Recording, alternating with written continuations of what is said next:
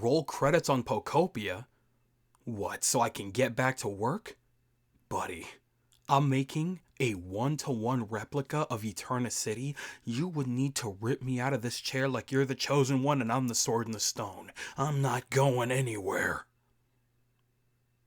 Hey, what's good, yo? Soul here, and welcome back to the story mode. So it's been a good minute now since we've received any official information in regards to Pokemon Winds and Waves, and given the time frame, it kinda seems like we're not getting any more anytime soon, if we're being completely honest. Hell, we don't even know if we're getting a major Nintendo Direct anytime soon, considering the fact that they just dropped a major Mario movie Direct just the other day. But it's okay, because while we wait for anything to get told to us, we have Pokopia to sink literally thousands of hours into. I don't think I have ever wished to be unemployed nearly this bad, to just sit down and play Pokopia all damn day. We'll have a dedicated discussion about Pokopia because I do think that this is one of the most important releases in Pokemon history in recent years. But for now, I think this is a phenomenal game. I'm having a great time with it, and I've been having a lot of fun streaming it with you guys every now and then. So if you ever want to come and hang out for random late night, midnight streams, I'll be around. Shifting away focus from Pokopia for a minute, we need to talk about the important things that Winds and Waves really needs to get right. Despite the positive reception that Winds and Waves received for its first showcase, that doesn't necessarily mean that we're completely out of the woodworks just yet. It's very good that we're not getting this game until next year, but even then, this game still has a lot to prove. Considering the fact that it's coming hot off the heels of Pokemon Scarlet and Violet and Legend ZA, some of the most critically divisive games in the entirety of the franchise, yeah, they need to come out swinging, dog. For a minute there, we were at the point where people were literally scouring over that trailer over and over and over again, looking for something to be wrong because they feel crazy for not thinking that it doesn't look bad. That's insanity. So, a lot of us are a lot more optimistic from that initial showcase, but we're still cautious, and rightfully so, I think. And so, as you know me, in typical Soul fashion, I have compiled a list. Just a solid handful of things that I think would make for a much better experience when we do inevitably get our hands on the game next year. But also things that I feel like if they do mess up on, they'll get much harsher criticism than almost any other aspect. So you already know the... What did I tell you about ice in this house? Get it out! I never want to see it again. Alright? None of that around here, ever. Now, go grab yourself a plate and fill that sucker up with some Rapidash knees and kimchi while we talk about everything that Pokemon Winds and Waves has to get right. First things first, this game needs to run somewhat consistently. From what I noticed on my timeline, not a lot of people were talking about the fact that that trailer was not running in 60 frames. The thing about me is that I have never been like a crazy frame demon, even if it's not running at like a crazy 60 FPS or 120 FPS the entire time. That's fine, as long as it's somewhat consistent, even if it's locked at 30 if it needs to be, especially for big, massive open world games. Not the biggest deal in the world if it's not 60 frames. My problem is gonna lie if there's another situation like Scarlet and Violet where we go to certain areas or battle certain Pokemon or whatever that have just a little bit too much detail that the game wasn't expecting, and the frames drop to a crawl, slowing the game down drastically. While I did enjoy Scarlet and Violet for what it was, there were just way too many situations where I would run into the lag tree thicket or go into a body of water, and it would be a miserable experience to get through the game because it slows down to a crawl because the game can't handle it. And again, I just could not understand why that was a thing when Breath of the Wild did this 10 years ago with large bodies of water that you could cross over at a consistent locked frame rate. Okay, maybe I'm exaggerating a little bit on that one. It's been a while since I've played base Breath of the Wild, but you get what I'm getting at here. My point is, this time around, it is absolutely critical that we are able to get into a flow with these games. And if there is any mechanical or technical difficulties that make it so that that flow is interrupted, especially something like frame rate drops, it's gonna hurt the experience for people a lot more than it usually would with other games. I'm telling you right now. I know I'm being a little dramatic, you have every right to call me out for being so, but I do think that this aspect in particular is really important. Now, me personally, I think that Legend ZA was a very solid experience for me through and through because I didn't have anything like major crashes or slowed down frame rates or anything like that. So I kind of have a higher expectation for technicalities and stuff like that when it comes to how smooth the game plays. I think it's actually a damn shame that the only way that we were able to receive an actual proper playable experience for Pokemon Scarlet and Violet was through the Switch 2. I'm glad we got it at all, but it simply just showed up way too late for anybody to care. I have a buddy that won't even give Scarlet and Violet the light of day because they just could not stand the fact that it ran that bad on release, and they just won't even look at it anymore. And that's truly tragic.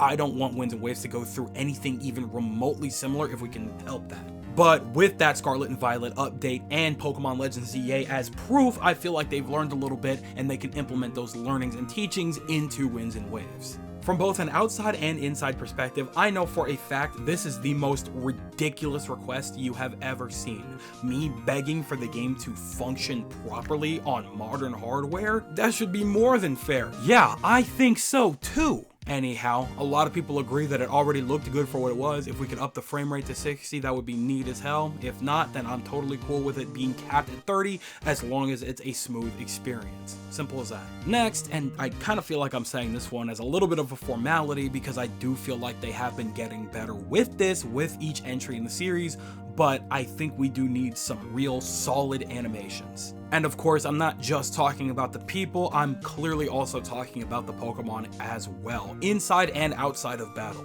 Given the style of animation, I fear it's gonna be a long while before we finally inevitably get away from those like stiff turns that they do in the middle of dialogue. Hopefully I'm wrong, but at the very least, as long as they make these people as expressive as humanly possible, actual hand movements, head movements, hair movements, which again they have been getting better with, I feel like we could see some real solid and quality animation. I think that would be swell as hell. But more importantly, the Pokemon. They need to continue getting better as well. They did okay in Legends ZA, generally speaking. Of course, there were some elements that were lacking, especially in the interacting with them department, but for the most part, they did seem generally expressive. But obviously, I guess I want them to be a little bit more dramatic in battle, and hell, I want the battle animations to look as good as humanly possible as well. If we can continue doing better with that, you know what I'm saying? If my Pokemon gets hit, maybe it gets flung back a little bit and runs back to the center of the field, kind of like they do in XD Gale of Darkness and Coliseum. I just personally think it would be a lot of fun to add just a little bit more flair to how they operate and stuff like that in terms of animation. So yeah, that's kind of where I'm at with that. But again, that one's not too terribly specific. I think that one just needs to be a continuation of improved animations over time. And I think we're going to hit the pinnacle of that, seeing as how we had a happy Wailord at sea smiling and blowing water out of its blowhole, or seeing Pikachu actively go from standing on 2 legs to all 4s, which is something it rarely does in the games, funny enough. But I think they have the generally right idea. We just need to see that with a lot more Pokemon. Next, it seems like they're probably going to continue pursuing this with the open world format, so if they're going to do it, get it right, the multiple story avenues. I think a lot of people can agree that one of the better things about Pokemon Scarlet and Violet was the fact that there were multiple storylines to pursue, and you could go do them whenever you wanted. Of course, it was heavily pushing you in the proper direction to do them in a specific order because you couldn't fully complete the game without doing all 3 to lead them all back to the Area Zero storyline. Now, there's a couple of ways that this definitely could have been done better, especially when it comes to the gym storyline in Scarlet and Violet, because I feel like in that specific circumstance, it just felt like more of a formality to help get through the game and progress naturally like you always would, while having all of the focus on Arven and Penny's storylines, which kind of sucks because I like Nomona as a character and I feel like we could have gone way more in depth with that. I guess what I'm trying to get at here is that I don't want one storyline to feel more important than the other if we really are going back to this format. I want each of them to feel as equally important and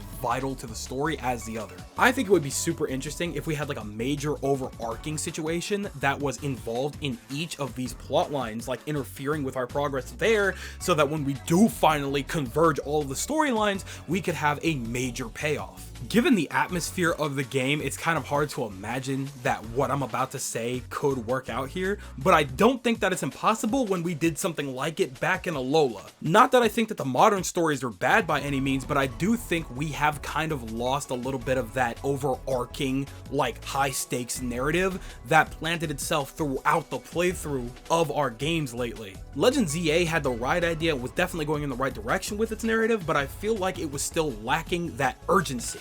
I was always looking forward to what happened next, sure enough, but I was never antsy for it. Like, I was never like, oh my god, like, what is going to happen now? You know what I'm saying? Like, I feel like we've been kind of missing that a little bit. Of course, you could consider this feeling a little bit more subjective. Maybe you don't feel the same as me. Maybe you feel like the stories in of themselves have either definitely had that with no problem, or you feel the complete opposite and they have not had that at all and they're complete ass. But either way, you could definitely tell going from Pokemon Sword and Shield to Legend ZA that they have definitely learned their lesson in how to operate their stories a little bit better. And I think we could do something very, very strong with a narrative here. It would probably be in their best interest to properly utilize this triple story format and take advantage of it to effectively develop characters, develop the world, develop a real narrative, and develop a real threat that is ongoing. Like, don't get me wrong, it's cool to have an atmosphere and a vibe that doesn't push me so urgently in the right direction towards the story so that I could be comfortable just going around catching Pokemon and doing whatever I want at my leisure. But that didn't stop me in Unova or Hoenn or Sinnoh. It's simply because of the linear nature of those games that I was constantly pushed in the direction they wanted me to go. But now that the mainline generational titles are officially open world going forward, they have a unique situation in which they need to make it so I do feel that urgency so that I will want to actively go towards the story when I'm done doing whatever I need to do. I think it's okay to make your players feel a little guilty every now and again for neglecting the story. I think back to that situation in 4th gen where that little girl had her father kidnapped by Team Galactic. For whatever reason, nobody else could or would do anything about that situation, so it was up to me. I think it's important to continue having more critical moments like that. But I don't know, maybe with this conversation I'm getting a little too direct into villain territory, so maybe we'll save this topic for another discussion. But for the most part, I feel like what I said still stands. In this particular case, I just really don't want them to completely shaft the gym challenge for the sake of putting the focus on other stories, while that in of itself could be its own progressive storyline while still managing to serve as our general progression system. There's simply a better balance that needs to be struck, and hopefully they strike that sucker with Mjolnir. The next thing here is kind of divisive, but I feel like the camera needs to be done right. But I feel like a lot of people have different ways as to how it can be done correctly.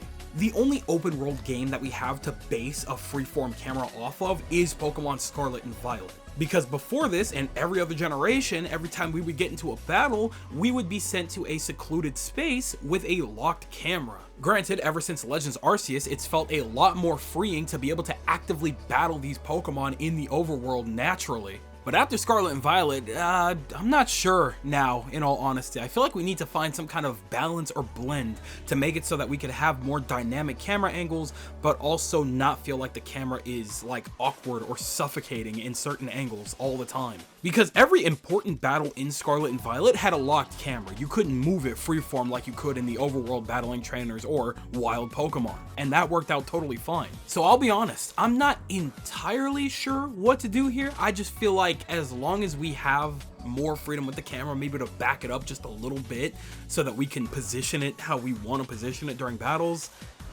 I guess it's fine enough. The overall idea here is that they need to lock down a comfortable camera so that when we are out in the overworld, we're not constantly fighting with all of the grass and trees and stuff just to be able to see what's going on the field. Obviously, with something like a freeform camera, clipping is kind of almost unavoidable, but not 100% if we can help it. So hopefully they've locked down a nice solid camera, and it's solid enough to the point where we don't even need to think about it while we're in battle anymore after a little while. That's all I care about.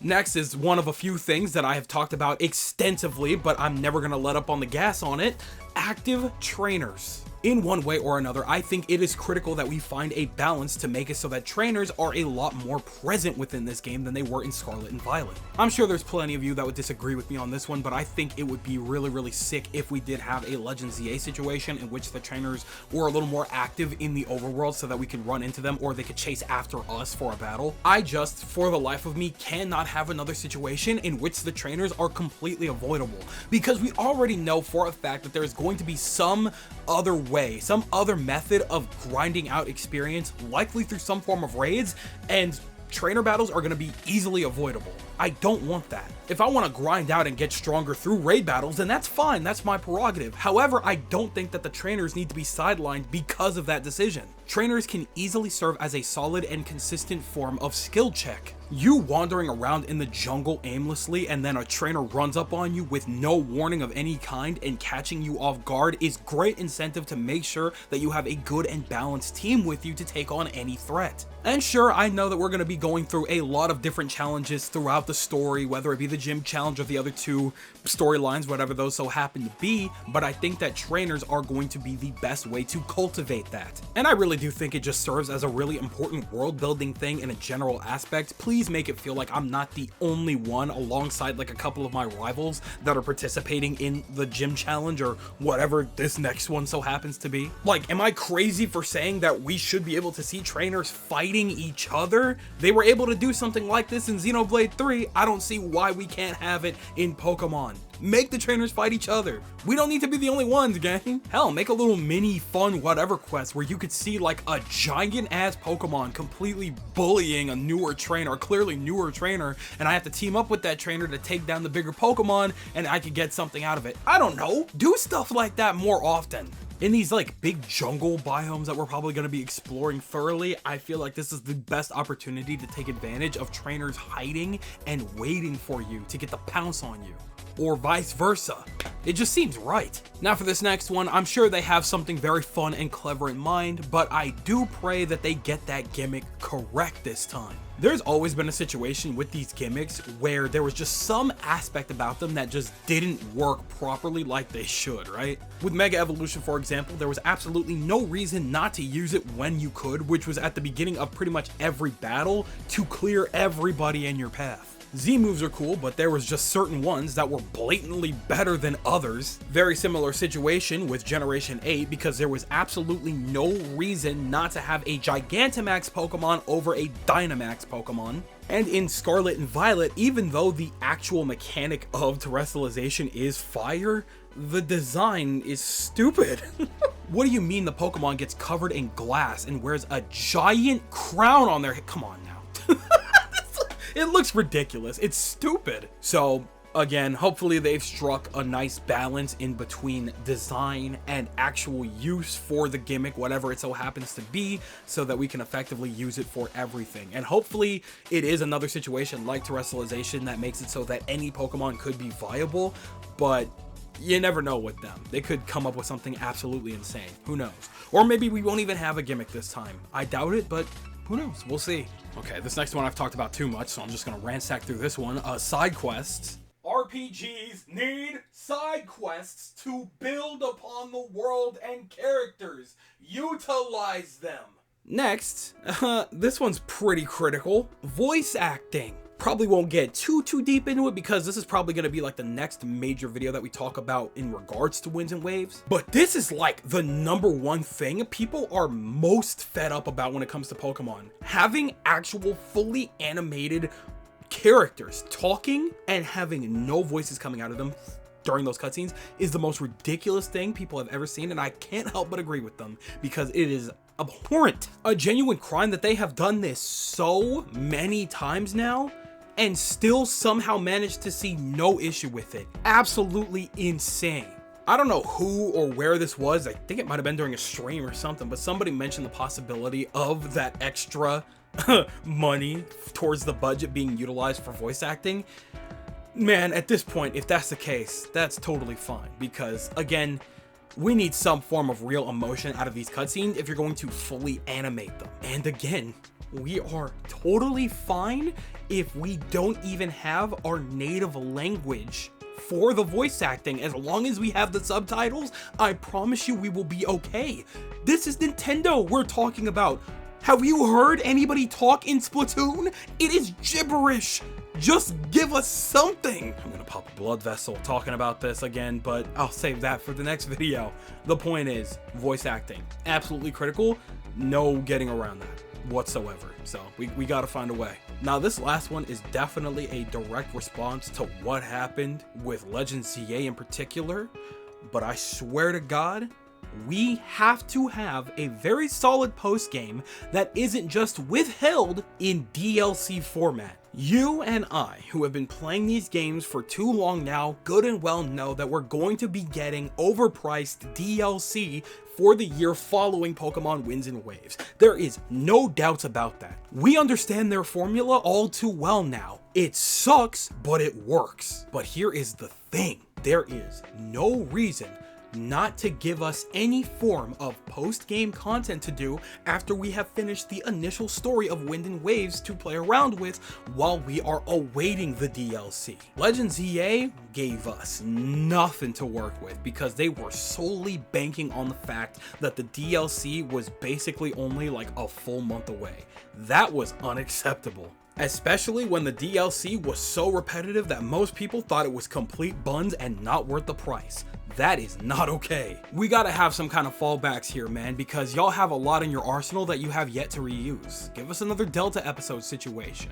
Give us some form of battle tower or maybe tournament situation that we can't have access to until we become champions. Give us a brand new mechanic of some kind that could help us have fun building our teams. Contests, Pokeathlon, bring back PokeStar Studios. There is so much in the bag that you could so easily reach in, grab out, and throw at us like you're the bride at your own wedding throwing the flowers for us to catch, and we could easily utilize that until we get that DLC. We out here doing the job for you, gang. It's so easy. It's so easy. We're telling you what we want. We're telling you. Obviously, this isn't a situation that pertains only to Pokemon. This is like a sign of the times changing, unfortunately, where they want to take advantage of you and make sure that if you want more of this game, you have to pay for it. So they put post-game behind a paywall and call it DLC. But there will come a day where that AAA bubble is starting to get threatened and they'll start walking stuff back. And I really hope that this situation in particular is one of those things. For everybody, just give me a reason to explore more. That is simply all I ask. I don't think that that's that crazy of a request. So this is the general list of ideas that I've had for Pokemon Winds and Waves to do us right. Of course, there's probably tons of different ideas out there that I haven't touched upon yet that you're probably spiraling in your head right now, probably typing it out as I speak. But this is for sure my list. If they did right by me here, I feel like I'd have a very pleasant time with the game. But hey, you know what? Maybe that's just me. So that just about does it for this one. I have been itching to play Pokopia, and I still can't even play it now because I got stuff to do. I gotta edit this too. But regardless, for anybody that has been hanging out on the streams, thank you. I appreciate you guys. I've been having so much fun just, you know, streaming and just chilling at night, just hanging out. And for anybody that, you know, wants to see more of those streams, you know, definitely join up in the Discord. I have a couple of ideas that I want to do for streams on this channel, on second channel, and so on and so forth. Second channel, I really want to get through some backlog stuff, but for this channel, I was thinking of doing something with Pokemon Fire Red and Leaf Green, but I don't know what just yet. So I don't know, maybe we'll play a little balance game, do something with Pokopia, or just do some more general Pokopia, and then something with Fire Red and Leaf Green, and maybe that could lead to a retrospective series or something. I don't know. I feel like that's such a generic fallback for Poketubers, but I haven't done it yet, and I'm a like conversationalist Poketuber, so I don't know. I feel like of all the things to do while we wait for Winds and Waves, it definitely makes sense, but we'll play it by ear. Anyway, I've talked enough. I'm putting my mic down and rolling it to you, and I want you guys to tell me everything that you're thinking in the comment section below. Do you agree that everything that I've mentioned here could definitely help make Winds and Waves a better experience for you overall? You think that these things could be absolutely critical in making the game much more fun for you and a just better experience? Or am I talking out of my ass here? None of this makes any sense. You're not with any of these changes and you feel like you have better ideas that Winds and Waves has to get right. Tell me everything that you guys are thinking in the comment section below, because you know for a fact that I am always going to be down there with you guys. But with that, it does appear to be skedaddle o'clock, so I'm going to go ahead and do just that. I'd like to thank you guys ever so much for watching. I truly do hope you enjoyed. Do me the greatest favor of dropping a like and a comment, and consider subscribing for more content just like this here. And with that, I'm gone. Thanks again, hope you enjoyed it, and I'll be seeing you guys in the next video. Do me the greatest favor, taking good ass care, and I'll see you all next time.